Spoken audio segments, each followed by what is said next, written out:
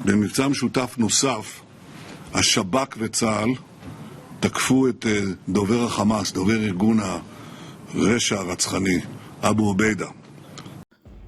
Israel mengumumkan tewasnya petinggi sayap militer Hamas Abu Obaida. Bersamaan dengan itu, muncul rencana detail soal penguasaan Gaza oleh Amerika Serikat pasca perang. Wafatnya Obaida dipandang akan semakin melapangkan jalan Israel untuk menguasai jalur Gaza, sekaligus memberikan karpet merah bagi Amerika Serikat. Selama ini Obaida adalah wajah gerakan Hamas dan sayap militernya, Brigade Al-Qassam, selama perang Gaza. Seperti apa detail soal kematian Abu Obaida dan bagaimana rencana AS untuk menguasai Gaza? Simak jawabannya dalam video berikut.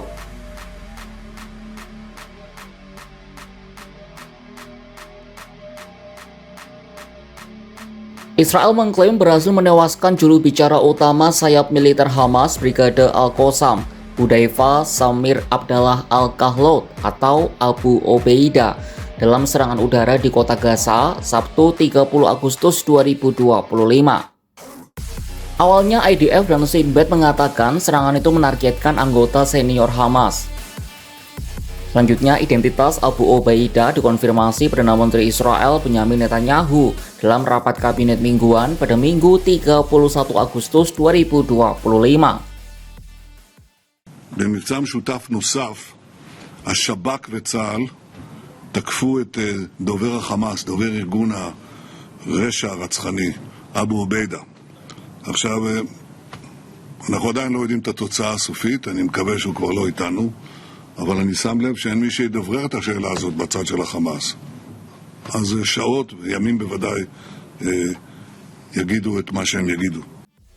Klaim senada juga disampaikan Menteri Pertahanan Israel, Israel Katz. Dalam postingan di X, Katz menulis juru bicara Hamas itu dikirim untuk menemui semua anggota poros kejahatan yang telah tersingkir sebelumnya.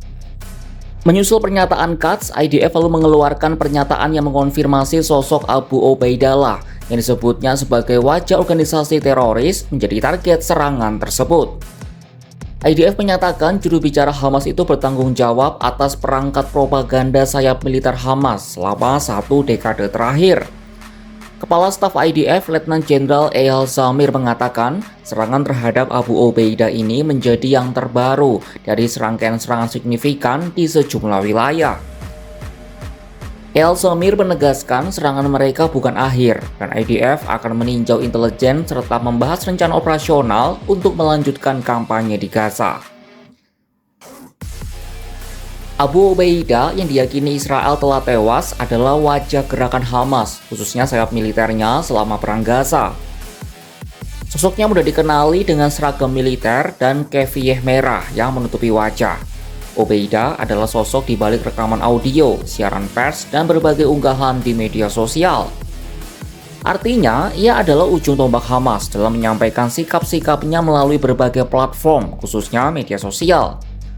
Namun Hamas belum memberikan komentar terkait dugaan tewasnya Abu Obaida. Hamas mau mengonfirmasi kematian Mohammed Sinwar yang merupakan saudara kandung dari Yahya Sinwar, pemimpin Hamas yang tewas beberapa bulan lalu. Kematian Obaida dipandang akan semakin melapangkan jalan Israel untuk menguasai jalur Gaza, sekaligus memberikan karpet merah bagi Amerika Serikat. Seperti apa detail rencana Washington terhadap Gaza ini?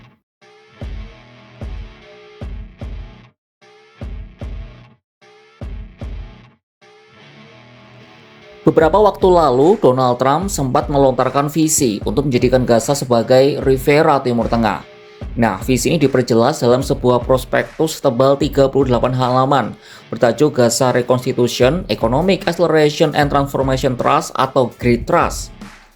Mengutip laporan Washington Post, konsep ini dikembangkan oleh Yayasan Kemanusiaan Gaza atau GSF, bentukan Amerika Serikat dan Israel.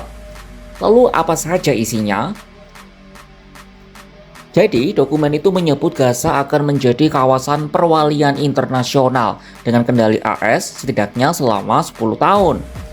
Nantinya sebanyak 2 juta penduduk Gaza harus meninggalkan wilayah kantong itu untuk sementara waktu. Menurut rencana, wilayah Gaza yang telah porak-poranda akan diubah menjadi resor dan pusat manufaktur. Sebagai jaminan kepemilikan tanah, para pemilik akan diberi token digital sebagai imbalan atas hak untuk membangun kembali properti mereka. Setiap warga Palestina yang meninggalkan Gaza akan diberi uang saku sebesar 5.000 dolar Amerika Serikat atau sekitar 82,34 juta rupiah.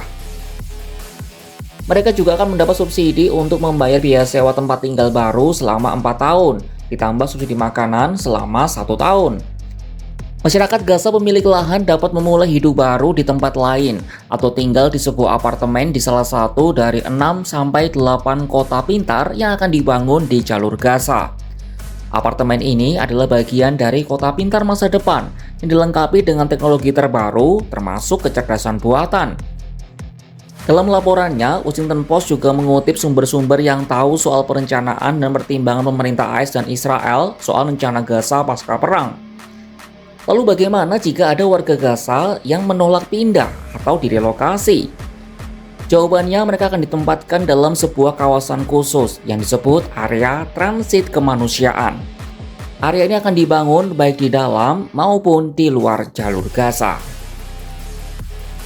Sebelumnya pada awal 2025, Donald Trump mengejutkan dunia lewat gagasannya agar AS mengambil alih jalur Gaza, memindahkan semua warganya dan membangun properti mewah di tepi laut.